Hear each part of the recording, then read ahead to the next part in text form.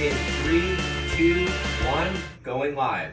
Well, welcome everybody to, wow, this is episode number 5, Don. Yeah. I mean, one day we're going to be saying, this is episode number 100. How cool is that? Episode 5 quicker than we think. of HB Unplugged. I'm Mel Craig. I'm Don Ramsey. And let's rock and roll. Today we got a special guest. I was talking to him at 4th of July, this past 4th of July, and said, we got to get you on the podcast show that Don and I are doing. He said, I'm in. And here I am. And here he is. So let's introduce Mr. Duke Aipa. Aipa. Let's give him a big hand. Aloha. Yeah. Whoa, there's sound effects too. Yeah, so, it's interesting because, one of the first things, let's get our priorities straight, because I always tell this to people, especially my students. Next to every great man is a woman that is probably just as accomplished that got him there. So, when I say get our priorities straight, we want to talk surf. We're going to get into that big time. I got some great questions for you. But let's talk about Val. Let's talk about you and Val, how you met, kind of things like that. Let's bring her in the picture. And wow, how we met? It's kind of like a Disney movie, actually. If Disney movies happened in bars, I don't know. Oh, great. Actually, I had gone through a terrible relationship and sworn off women for the rest of my life. And as we all have. buddy of mine was a DJ, and he was getting his first gig at this really crappy bar. And he bugged me to go out, and I was like, no. And then I said, okay. And I showed up, and I started talking with my wife's mom and stepdad, and So they were at the bar. they were there, Oh, yeah, and yeah. I didn't know them, but we were just chatting, and then she walked through the door, and Red Hot Chili Peppers Under the Bridge was playing, and it was kind of like that slow motion, Dreamweaver, but not Dreamweaver, it's Chili Peppers. Yeah. So I had that whole thing, and then I was like, "What's your name?" And she walked right past me. Ignored me like the plague, but fortunately, I'm very persistent. And by the end of the night, she was dancing with me and then left me. And then I was like, wait, no, when can I see you again? And she's like, I'm singing tomorrow in church. And I was like, well, I haven't been to church since I was 8 years old, but I'll be there tomorrow. All right, cool. So that's it. I showed up at church with 24 roses, and Wow. And it is, yeah. Well, let me ask you this. What role, you're running a business. What role does Val play in the business? which role does she not play? Yeah, exactly. She's See? even been known to dabble in the shaping room I'll with be me. dang, man. That's freaking cool. I've got photographic proof. Yeah. But she's, for all intents and purposes, the vice president of Aipa Surf Company. Oh, cool. And she helps me on the day-to-day operations. She's really the reason that we're at where we are at. And it's huge for me because my dad really, really, really loved her. And I know he's totally comfortable up there knowing that she's got not only my back, but his back for all time. So. Oh, wow. Fantastic. Yeah. Don and I were standing outside waiting for you guys to get here. And, I was telling him about, how every great man has a woman that got him there. And it's the same with my wife. I don't know what I would do without Karen because she's the one that really makes my company boom and grow and keeps me organized, scheduling, all the stuff that I say I can do. Wait a minute, you can't do that. What did you do? You scheduled what? Does that ring a bell? Oh, yeah. That's how it is. I mean, anything I want to do with Duke or get a hold of him or have him do something that I'm doing, I go through Val. But my relationship with Val is pretty cool because I've known her for quite a long time, and so she's been the secretary of the Huntington Beach Board Rider Club board of directors for a while, and just watching her accomplish all the stuff she does for that group, and now they're on the Walk of Fame With you? with me. Yeah, I make fun of Don because he's on, when we talk, I'm on that chair. I go, you're on every chair. Well, I'm on that board. You're on every board. But yeah, I mean, I've watched her, and she's very good at what she does. By the way, the three of us keep looking in that direction. That's because Val is actually in the room listening to all this. Yeah, we tried to get her on the mic. She's going, no, stop. Yeah. She didn't want to join in with us. So anyway, that's how it goes. And that was my next question. Don, how did you guys meet? Obviously through Duke Val. Aipa, yeah. Did I just jump on met stage Duke randomly? Yeah. Well, We'll get into that. We're going to get into that too. Yeah. Yeah. We'll get into that. But So we met through when we started doing, I think, the Surfing Circle of Honor. Yeah. And that happened in like 2017 or 2018, and I've always known who Duke was. I mean, his dad's famous, Legendary. but to see Duke perform some of the stuff he did, I think when they unveiled the big board at the parking lot of the Surfing Museum, I watched him blow the poo and open up the ceremony. Yeah, I and was there. And I went, wow, that guy is cool, Oh, Yeah, man. I mean, he's Duke Aipa, just watch him surf. He rips in the water. He's a great surfer. So yeah, Man. Well, that's cool. Yeah, very good. So let's say what I want to dive into the history of Aipa, and let's go before your dad. Let's talk a little bit about before your dad. What do you remember about? I'm 67 in a couple weeks. Don's 72. So, I mean, as a kid growing up in surfing, there's always the guys we were always watching in the magazines. There wasn't TV. There wasn't like all the stuff on television. Surfing wasn't there yet. But, when we turn these pages and we read about, our heroes, our mentors, the guy, wow, look at Aipa, look at this. So what do you remember about before your dad? Well, before my dad, as far as like me being a kid, or how do you mean? No, before your dad, before you were born. Oh, before, Yeah, before okay, you were born. before Yeah. I was born. The Wow. history, like the Aipa history, a little bit more Okay. deep. Yeah. Okay. Yeah. First of all, like to touch on like your guys' whole era was an especially rad one to come up in, because you're talking about like your idols and seeing them on the pages that you're turning, right? Because those guys were that much more unattainable. Nowadays, kids like flip through their phones and they can like message their heroes like right away.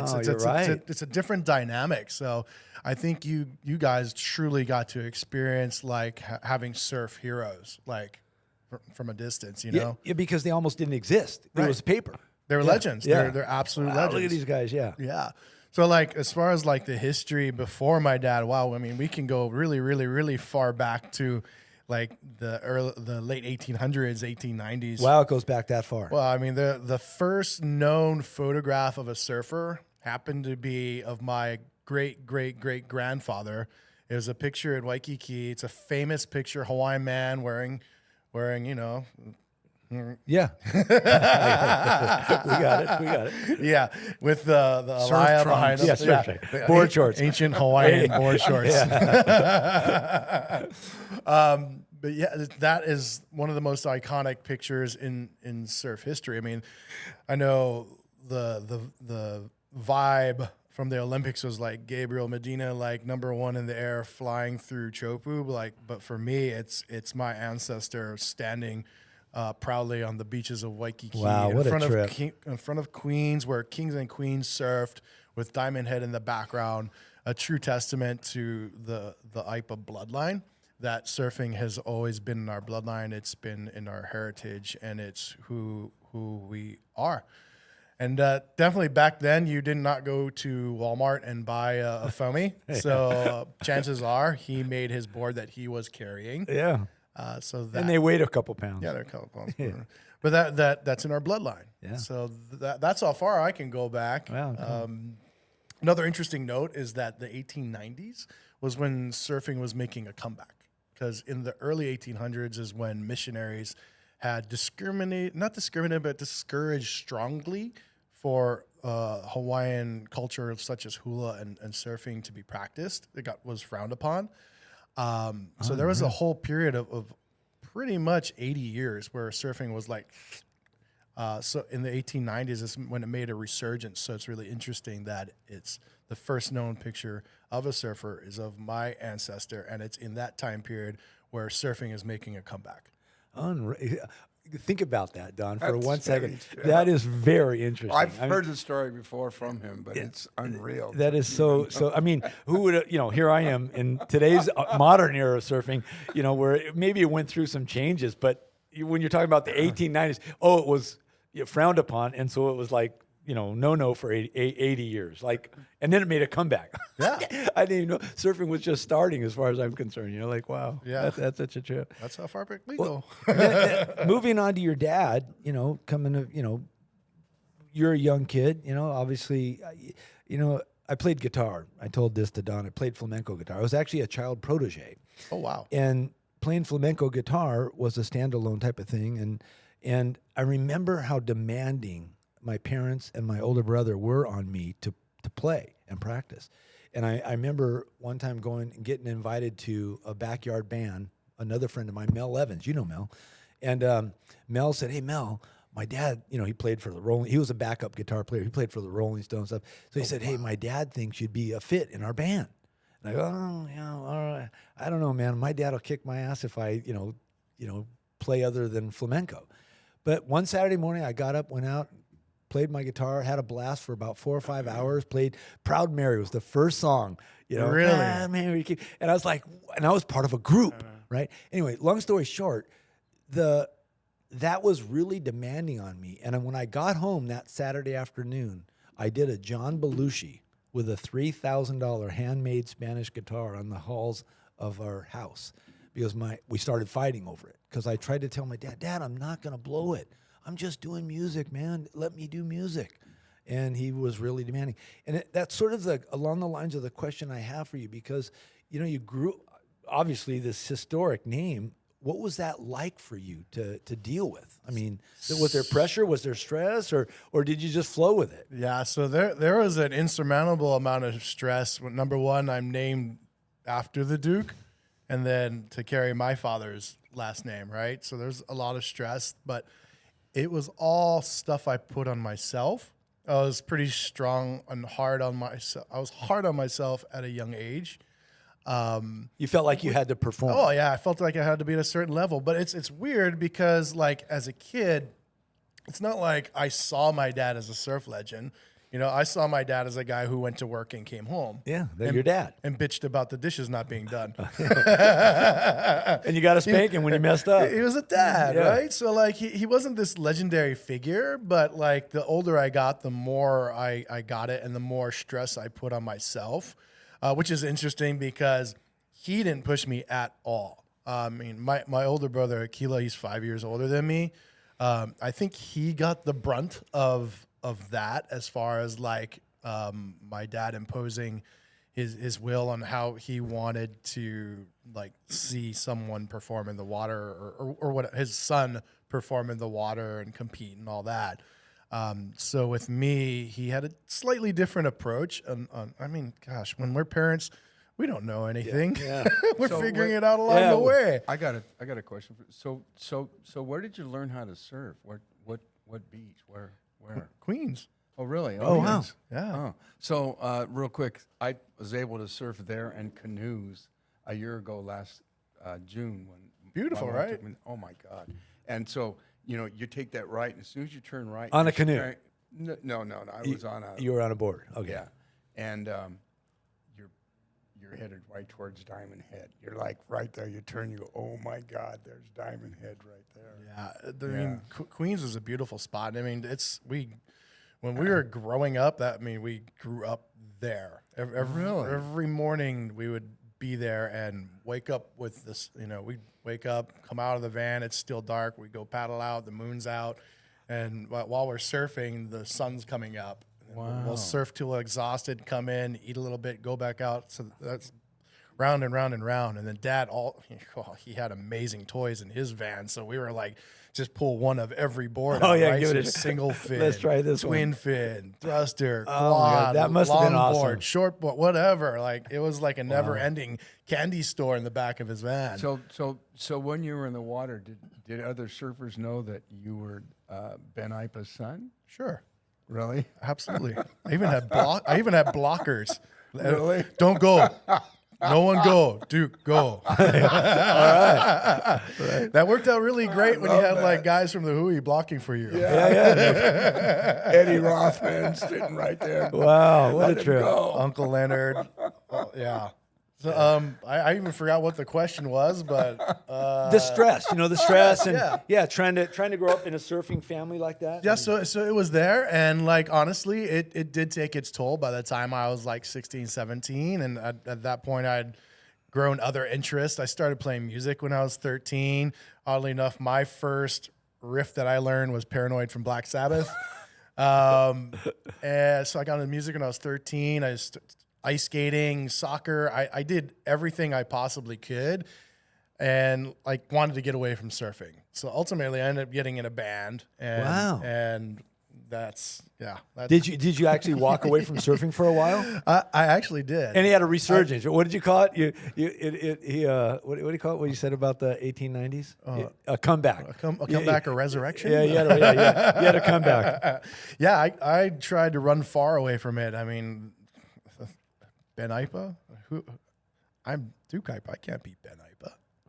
I'm going to go find Duke Aipa. Yeah. But That's good. oddly enough, you cannot necessarily escape what you're supposed to be Yeah. Wow. What a great statement. as the universe demands it. Wow. You know what Great I mean? statement. So there's kind of a part of going with the flow of it.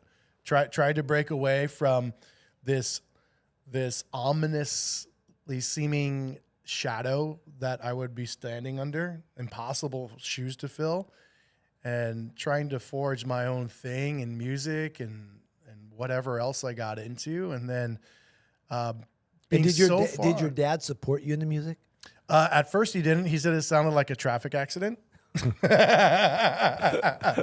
But there is a teary-eyed moment when I was 16 and playing in a bar that I probably shouldn't have been playing in because you had to be 21 to get in there.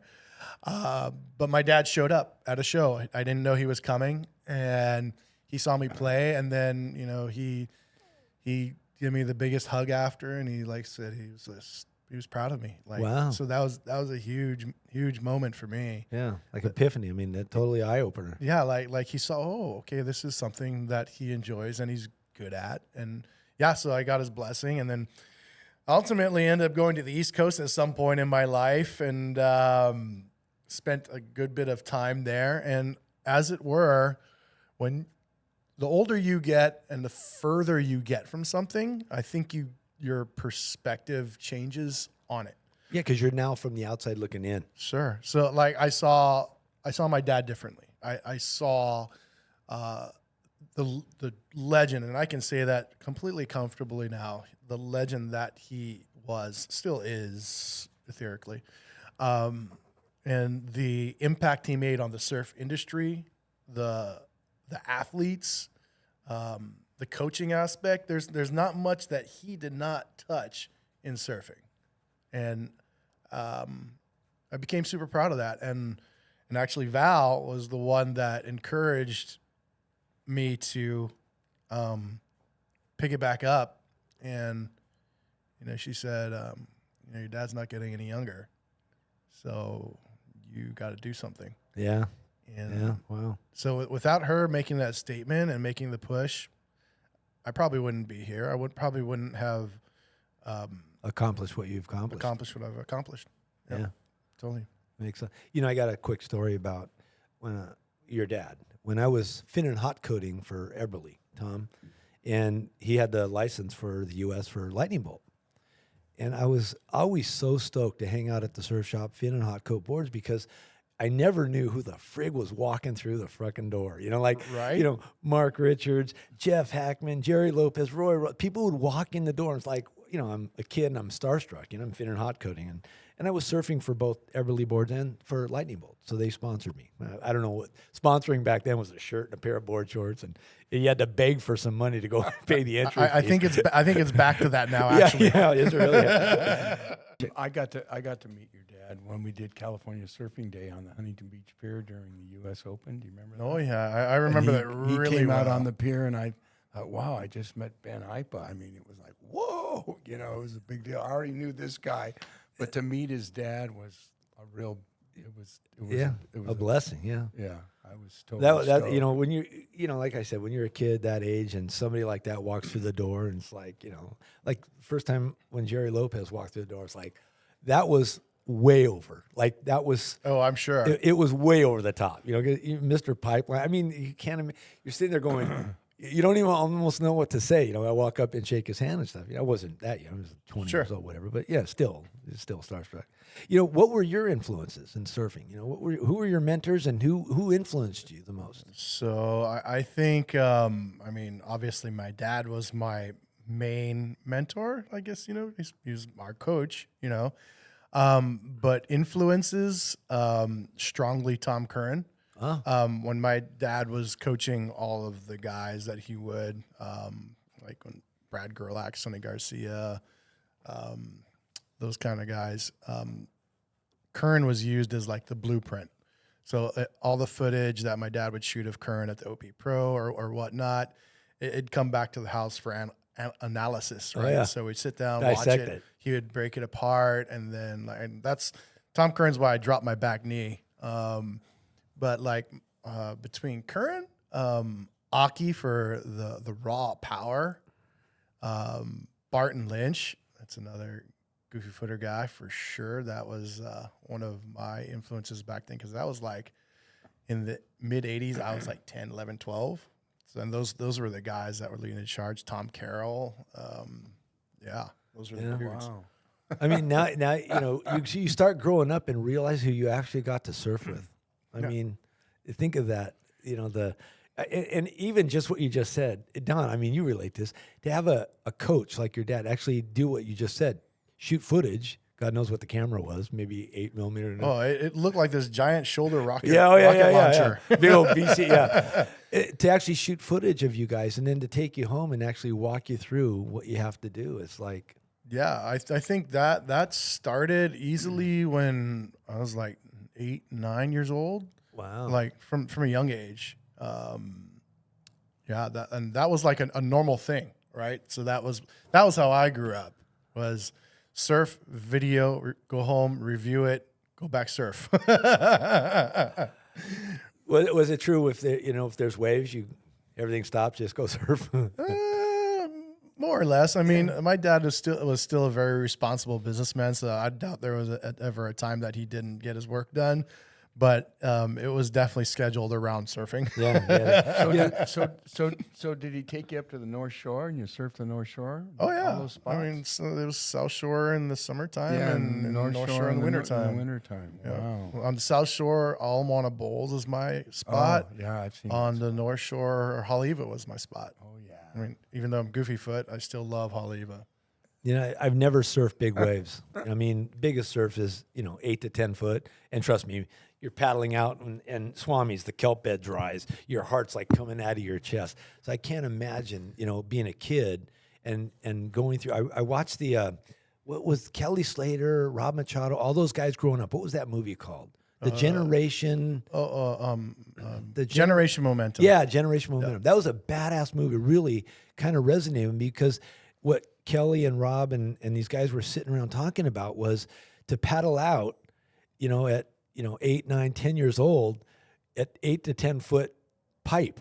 Yep. Like, I mean, a full adult of you going, I'm not going out there, Yeah. Those guys are being pushed though, Yeah, they were. Yeah, they were. They had Brock Little like. Yeah, that's right. He was like, you get out there. Yep. Yeah, there's only one way to do it. And that's get out there and do it. That's it. Yeah. If you don't, go home. go big or go home. Yeah, Yep, right. Yeah. 100%. But So- yeah, I definitely paddled a couple faces as a kid where I felt like I was eternally paddling up a face. Oh yeah. And you wonder if you're like, oh please God, just let me get over this thing. I remember one time I was paddling over a wave and I kind of looked over my shoulder. My dad was way behind me where the wave was going to go. And I was like, sucks to be him. Yeah. Oh, yeah. We've all been there quite a few times. Yeah, it happens. Hey, so real quick, so that sting, that Mark Richards sting that a guy left at the yard. Oh, remember? yeah. And I gave you that sting. Yeah, it's still the house. Good. The sting board. When I got it, I said, well, I'm giving this to Duke Aipa. I mean, I wasn't going to keep it. It was a guy that rented a container from us, left it at the yard. And I thought, oh my gosh, I need to give this to Duke Aipa, and I did. Yeah, I love it. I like, especially if it's something made by MR. Are you kidding? Yeah. I mean, that's like the MR is part of like I think my dad's lineage, or if you could say like there's Shaper's tree. If you could imagine like a visual Shaper's tree on who was influenced by who. I mean, I think definitely MR takes some hints from my father for sure. There were definitely some lessons there. I mean, Your dad gave to him. oh yeah. I mean, yeah. MR was already shaping like Yeah. as a younger person. And then when he came to Hawaii, he was like under Dick Brewer, and then there was that point in like '76 where my dad started making him boards, and MR told me that they actually worked together on the first board that my dad made him. My dad is the one where my dad showed MR how to crosscut. So like there's if you ever see a picture of MR around a bunch of lightning bolt boards that Reno made him, he's holding one Aipa Like board. it's a long quiver. I think It's I've a seen long that photo. quiver, Yeah. and then he's holding one Aipa board that's got a flame bottom, step bottom. That's the one that him and Dad worked on together. The first Sting, step bottom Sting, '76. That was the first The first one for for MR. MR. Okay, yeah. They made a couple, and through their shaper surfer relationship, MR is pretty experimental. So he like asked my dad to make some kind of changes on the boards. You know, like a lot of moving the wing down was like the strongest part of the conversation. So you ultimately you started with the Sting, you made a couple of those, and then it went down and down, and ended up in the position of where the wing twin is. So what was your dad's thought process on the Sting? I mean, what was the functionality that he was trying to obtain out of that? Well, it came from a hydroplane speedboat. So he saw a speedboat race in 1974, and the hydroplane, which had an abrupt cutout in the hull, was the fastest boat on the water at the time. It was able, when all the other boats were slowing down to make a turn, that particular boat was able to accelerate and pivot around the buoy and had this insane amount of squirt that came out from the break in the outline. And my dad was like, oh, the light bulb went off. And he was just like, I mean, this is single fin time. So anything you make anything to make a single fin turn, you do. So he had took that hydroplane speedboat concept and applied it to surfboard, and it worked. How many surfers are going to watch this that never knew the history, including me, that didn't know the function? What was it? You know, it just Yeah. So I mean, he saw that number one, because the boat was so wide that it planed fast, but the abrupt cut allowed it to like turn. So he was like, oh, I do that on a surfboard. I have all the forward part for planing and getting down the line, and I have the cutaway so where I can bottom turn or top turn, and it'll turn sharper. You know, my dad was always like a guy that was very observation creates inspiration. It's kind of like something he always said, and he Situal awareness. Yeah, exactly. Yeah, exactly, and visualized a lot of things, like almost like I feel like a Zen Kung Fu master would visualize movement. I feel like he could see something and then make it make sense on a board. I mean, aside from the Sting, there was the swallowtail, where he saw like a swallowtail bird flying, and it was being really quick in the air and abrupt changes. And he's like, oh, if I put a swallowtail in the end of the board, then my board will turn faster. So to me, if you can take inspiration from what's going around you and apply it to whatever it is you're doing, building surfboards, making cars, whatever, you know, I think that's magical when you can. It's like Eddie Van Halen on a guitar. Exactly. I mean, he just thought of things that no one could ever think of. Yeah, I don't even know if he thought. I think did. He just did it. Yeah. Like, watch what I'm going to do next. You know, like, yeah, what a trip to even think about along those lines, to think about the vision that somebody has that so many people can take advantage of. Different surf styles. What I mean by that is, in the islands, you got a different wave than we have in California. You know, all of us California, we got all round rails, you know, and I mean, I'd have Tom or Tim Bissell or somebody shape my board and give me like 14 inches of a hard rail on the tail. You know, just little things that we have to do to make it work for us. Yeah, no, 100%. I get that, because like being a Hawaiian shaper designer, like our dad's rail that both me and my brother do, you know, has a low apex, so it's knifey for California, right? Right. So when I moved here, I mean, I know how to adjust boards for different breaks, but like actually living here in California, like I became a product of my environment, and I really, really honed in on what worked well here in California, which became an advantage because it felt like adapting some of the California philosophies and combining it with what I was taught with my dad. Like I feel like that evolved where I was as a shaper. Yeah. Well, that's what we want to get into next. You're shaping. You know, where did you? I mean, how did you get started in it? Would you one day just walk into Shape grew Shack? up into it. Yeah, you Like, just I walk grew out up in it. walk out into the shack and go, Dad, give me that tool. I want to try. If your dad makes cars, 100%, you're gonna grab his tools and do something with them, right? Yeah. So it's Especially when he's not around. very much the same. You know, like some kids are playing with their Tonka toys in sand piles. I was playing with Tonka toys in foam piles. Yeah. And it just kind of went from there. And I never really got super serious into it. I messed around with it when I was younger. But it was really like something I always had there and did as just for fun. But didn't really get super into it until my dad's was getting older. Like I said, you know, Val suggested, hey, you need Touche to to her. get back into this and yeah. So so I got back into it and here we are today. I'm loving it. And like I said, perspective is everything. And it's not, I do it because it's a means of making a living, but I also do it because it's a really rad way to continue my dad's work.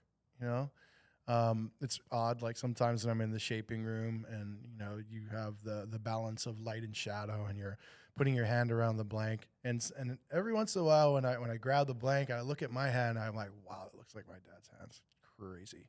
Isn't that wild? Yeah, it's nuts. He's with you there. He is. I 100% feel him, like especially in the shaping room. Yeah. Wow. That's how strong the influence is. Yeah. You know, what's it like being a shaper today? You know, for us growing up, watching how the boards were being made, you know, everybody handheld tools, you know, planing away. Today it's got to be, and I'm not involved anymore. I haven't been involved in years. I just have my boards and I go surf. But what's it like? Because there's so many new technology. So check it out. What's the technology like? Is it good technology? Bad? Has it messed it up? Has it made it better? No, it's made it better. Like for all the purists out there that are like, oh, hand shape, we can go way back to ancient Hawaii where you had to find a certain tree and then you had to pray over the tree and then you went down and like got some coral and you made an axe to cut down the tree and then you got more coral to make other sharp objects to chisel out the blank and then you get different coarse grains of coral or whatnot to hammer away at this thing and like just like toil and put everything into it just to try and get wood to move. You know, you could do that still. And then that's true. Like that's as true as it gets. Right. But I mean, we as people, as humans, we evolve, we get smarter. Technology always evolves. We always evolves. Right. So it's just now we have new tools. I mean, it went from coral heads to hand planers to electric planers to rocker cutting machines to CNC machines, right? It's just the evolution. It's just like where music is today, right? So you have a lot of way more synthesized musics, samples, things like that are being used to create music. Where I see the not the challenge, but the goal is just like in music. I feel like you should have your classical influences, your classical training. You know, learn a blues scale, learn classical scales, and develop that and have that as your Foundation. Foundation. There you go. Foundation. And then move on into the synthesized world or whatnot. Oh yeah. So the same thing with shaping. I mean, have your classical training, right, as your foundation, but don't disregard this amazing tool that is able to take your abilities, knowledge, and inspiration, and really like put it to the test. Not put it to the test, but put it to good use, right? So Wow. for me, I still get the same fulfillment if I hand shape a board versus if I design it on a computer. You know, I hope all the surf groms out there in podcast land listening to this episode really take that to heart. You know, I teach that in class. You know, I started detailing back in the 60s and 70s with my brothers. They taught me how to do the industry. It wasn't an industry back then. But what I tell people today, students today, is that, you know, I can't teach you that back then because it no longer exists. But my foundation comes from that. So when I instruct you, when I teach you, when you're my student in class learning how to detail a car, you're learning a foundation from me that goes back that far. Before there was we used to have to teach people what detailing was in the 1970s and 80s. What do? I can drive my car through the car wash for 75 cents. Through the tunnel. You're charging $200, you're out of your mind, you know? But, you know, that foundation that you're talking about is true. And it's like I said, you know, the surf groms out there, I really want them to hear this episode because they really need to know that foundation. It'll help them in their surfing career. It'll help them 100%. grow their talent. Yeah, I mean, because like you think about today's Grom, someone's 10 years old. Yeah. If you ask them who's Larry Bertleman, they're not going to know. Wow, what a trip. Or I would have even never if you guessed that. If you say, maybe even if you say Tom Kern, they may not know who Tom Kern is, Wow. you know? But I mean, here we go. Like I said, my dad referred to Tom Kern as the blueprint, right? I mean, as time went on, Kelly Slater became the new blueprint, right? Right. So, and so I guess you could say like as far as foundations, if a Grom draws inspiration from Kelly, I guarantee Kelly's got influences from Larry Bertleman. Yeah, so it comes right? back anyway. So it all it comes back full circle. Yeah, you're right. Yeah. You're right. But I think like surf history should be talked about more, especially in explosive changes in surf, the surf timeline. Like talking about Larry Bertleman, that whole era back in 72 to 78, that's a very explosive time for surfing, point blank. Oh, yeah. Absolutely. Between what the Australians brought and what the Hawaiians were doing, I mean, there was an incredible movement and explosion for surfing. And honestly, it's something that we'll probably never, ever see again. Yeah, Surfing never changed so radically as back then. Yeah. You grew up in it. You grew up in it. Yeah. I mean, It was I'm there. still a longboarder, but no, I grew up on longboards. Yeah. I went, you know, obviously started surfing shortboards, but I grew up on a longboard. I rode shortboards. And I still, for and a I love while. it still. both my boards right now are eggs, you know, round nose, round tail, and a little concave in the front, so I can play a little bit up on the nose a little bit. Yeah. You know, why don't you share one of your most memorable stories? Something that really just resonates with you, something that, you know. So the automatically what comes to mind is as a kid, most of what we were taught in our house came from lessons from the ocean, right? So everything that we learned in the ocean is something that applied to daily life. So much so that when my dad was coaching, and he was the first surf coach, just saying that, he Listen. He taught more than surfing. It was life lessons. He was like a life coach. So everything that he told us in the water, we automatically took it as a life lesson growing up just because surfing was our life. Point blank. So I was 4 years old, and like I said, like Queens is where I, learned how to surf. I mean, granted, I learned how to surf before I walked. But 4 years old, I mean, I'm paddling by myself and all that kind of stuff. My dad wants to take me out to Alamana Bowls for the first time. Now, for those of you who know, How old were you? 4? 4. For those of you who know Hawaii, Queens is a very short paddle. Bowls is a very long paddle. So that was already out of my comfort zone because from the little patch of sand at Alamana parking lot, where the jetty is, you can't even see bowls from there.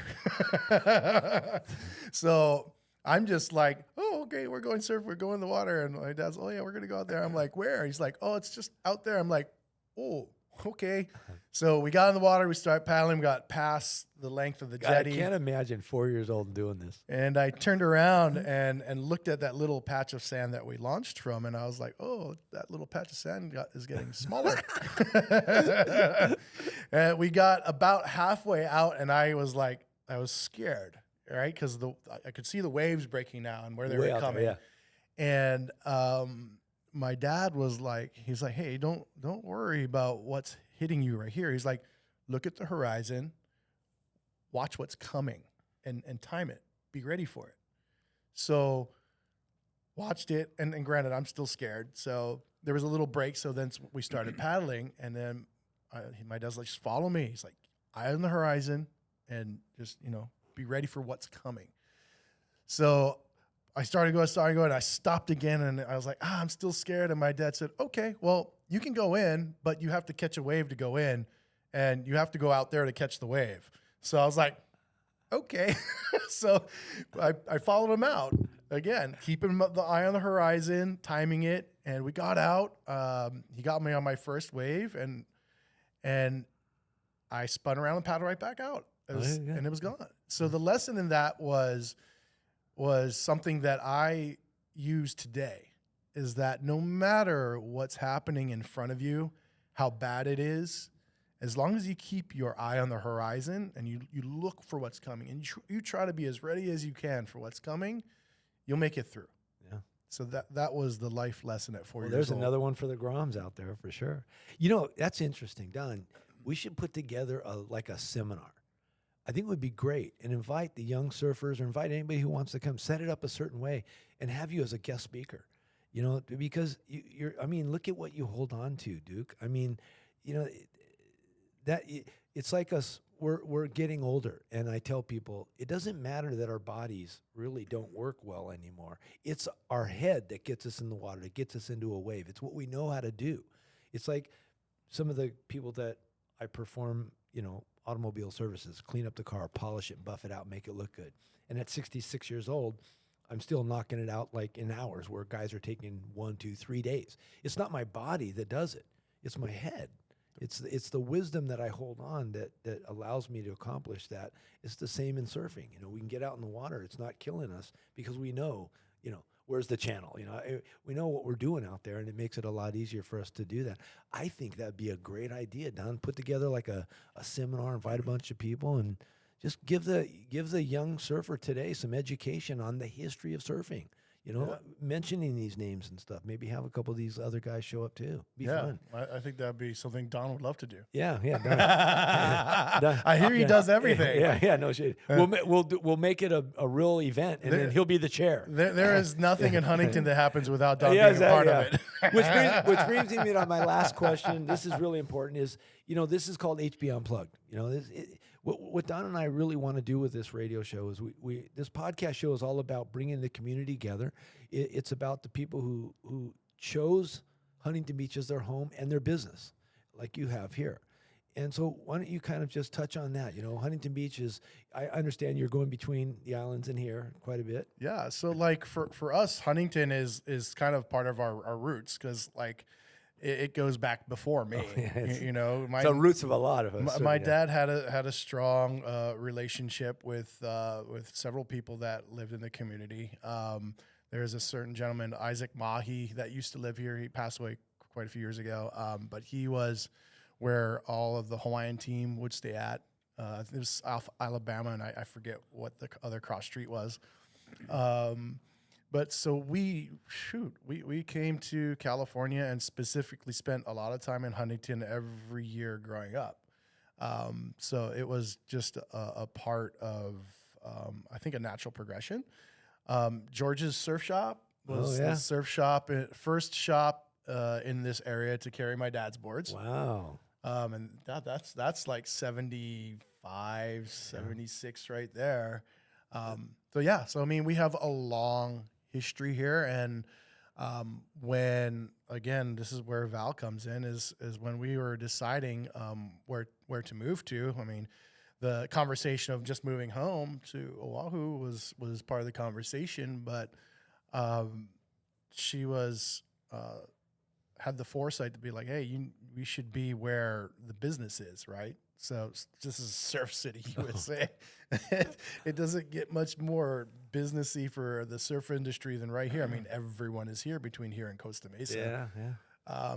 So between the history that we had here and just the foresight of the future, Huntington just made a lot of sense. And obviously, like, you know, once we moved here, we met amazing people, and God rest his soul, Sumo Sato was a huge part of integrating us into the community, like introduced us to everyone, and always had our back. So much love to Sumo. Hard to say that name without wanting to cry. Yeah. But one other aspect of being here is the Duke. The Duke came here decades ago, you know, and we know George Freeth kind of was the first guy that brought surfing here, but the Duke was right behind him as an ambassador of Aloha, and it just made sense for another Duke to be here in Huntington. Yeah. I remember Robert August one time we were at a car show. He brought his old wagon with him, and he told me, he said, I asked him, you know, why is Huntington Beach so surf city? Why is it like everything? And he said, you know, Mel, he says, one of the coolest things about HB, there's always waves. He said, whether it's 1 foot to 2 foot or 3, you could always paddle out and catch a few waves. And another nice thing about Huntington Beach is no one's ever left. I share the story with Don quite a bit, where I grew up in Carlsbad. And eventually what happens is transplants move in and the community moves out. But that never happened in Huntington Beach. It stayed the community. It's some of the best surfing legends are still here, never left. You know, and that's really amazing. Todd, do you have anything to add? Well, I mean, I have a lot of comments, but I think I'm really glad that Duke came and shared all this with us. Yeah. Anytime. I feel like there's going to be a part 2. I was lucky enough to, so he's played with our band and sang a Yeah. couple times, more than a couple times. But Well, that's what I was hoping when you were we going to got bring together- up. Remember was the Rockin' music. Fig's yeah, we birthday? Yeah, went yeah. to do Rockin' Fig's birthday. Oh, that was and awesome. We killed it. It was so good. Yeah, we smashed that one. It was good. And it would kind of just all came together, and it was like really one of the most memorable moments to be able to do that for Fig. But everybody was there, and And tripping out. Yeah, it was just Like, wait a so minute, good. I thought this guy was a surfboard shaper. What's he doing? He had his shirt off, and he would just. Well, I've seen was Duke get up fun. on the stage and he takes his shirt off Yeah. and rocks out too. Yeah. He's like, yeah. Well, yeah. Sure. That's 20 pounds ago. But, you know, just a lot of good memories since I've known him, and his great wife. And Yeah. his family, his son, Kobe Aipa, is a great little surfer in his own right, and watched him grow up. And he works at Sugar Shack. And does he still work at HSS? Yes, a he's little still bit? at HSS. Yeah. And to run in him there and talk to him and just always tell him, hey, say hi to your mom and dad for me. And just, I don't know. Huntington is stoked. Huntington's a great family vibe Yeah. all the way around. Always has been. Yeah. Yeah. And I remember when I was down in San Diego, I was at SEMA. You know the SEMA show. It's the automotive show, a big show of the automotive industry. And I was standing in the deli line at SEMA, and tap on my shoulder, turn around, it was Chip Foose, who's the local here. And I was really influenced by Chip in my career. He's one of the guys I looked up to. And he said, Mel, you need to be up in HB. And I go, Chip, I'm not leaving San Diego. I've been up to HB. It's fine. Yeah, cool. I like it. But you know what? I'm staying here. He goes, no, man. It's the car capital of the country. I learned something about HB, not only being Surf City, but it's the hot rod capital of the country. Really? There are more hot Yeah, rods, there's more vintage, hot rod and classic builders. cars Yeah. per capita than any other city in the United States of America. Just around the corner is the DeLorean guy. Yeah, He he's does. right next Oh, door. Yeah, really? yeah, Yes, he's right around next the door. corner. Yeah, He does. No. Yeah. Oh yeah, you pull over there and he's got like 30 DeLoreans sitting out front. Yeah. And they're in his back of his shop. Yeah, and Yeah. that happens right here. But he's just one of many. I've taken people on a hot rod tour here through town and taken. Oh my God, I didn't even know this was. the influence. Rich Evans and Chip Foose, and one time Jesse James. I mean, the who's who in the car industry has been here, and done their work here. And it's the same in the surfing industry. It's never ever, the culture has always stayed the same. I felt really cool because I started this thing called Cruise Night, and to this day, every Wednesday, Every hot rods Wednesday. cruise down Main Street. Every 7 o'clock every evening they Oh, yeah. they cruise down Main he- Street. Yeah, He started that. No yeah, way. yeah. Yes. So it was a lot of fun. It was a lot of energy. And Don and I, that's when we were connecting back then. You know, it was like 2014, I think. Is when we started. Alright. Yeah. So, you know, it's been an honor, Duke. I mean, Thanks for you having know, me. like, Duke Aipa. when I saw you at 4th of July Ramsey. and I approached you and I wanted to throw that out. I thought you'd shut me down. You know, one of the coolest things about you, Duke, is there's no ego. Your pride is there, but you don't have an ego. And, you know, growing up in the industry, there's so many guys, even to this day, surrounding us. When you walk up and you want to talk to them, they still feel like they're better than us. And you don't have that, man. That means a lot to people. Thank you. I learned that from my dad. Yeah. He always led with aloha. Unless you were like around him when he was in his younger phase, and you would drop in on him and he'd break your fins off. But that's a whole different story. But It's a story for another But day. the more gentle version is he always led with aloha. He's like he loved when he was designing the whole custom experience for someone. His customers are so much more than someone buying a board. He like got to know them, and like the conversations on designing the board were much more about learning about the person. And I, again, grew up around that, and I think I just absorbed how he behaved, and I'm fortunate because he was a really rad guy. Yeah, I mean, even at I saw you and Val at this last event, and watching you guys work the crowd, that means a lot to people that you're approachable, you know, that Val's approachable. You know, with that being said, you know, if somebody wants an Aipa board, somebody wants to get in touch with you, how do they do that? They got to arm wrestle me. Yeah, arm wrestling. Never mind.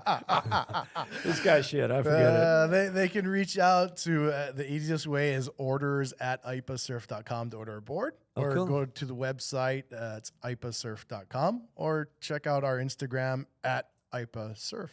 Yeah, Easy. Fantastic. Yeah, fantastic. Well, thanks, Duke. Again, Don, anything else? Wait. What's the phone number? Yeah. What's the phone number? Oh, phone number. Dude, I'm gonna give him your phone number, babe. Val's going now. Hang on now. The business line is 808-223-5662. If you get me, wow, you're probably gonna get Val though. Well, we've been talking to, royalty. You know, really surfing royalty. You know, legend is a small term. When you talk about the Aipa name, we've all learned today, you know, just how far back that goes. And I learned something. I know Don's learned something too. You know, Don's got so much information in his head between the two of you. Geez, that seminar I'm talking about will be really good. That'll be an eye opener for everybody. I want to thank you. I appreciate it. Big time for being on the show with us, and I'm sure Don feels the same way. Yeah. Thanks for joining us for Aipa. another episode of HB Unplugged. I'm All Mel right. Craig, I'm Don Ramsey. and adios. Aloha.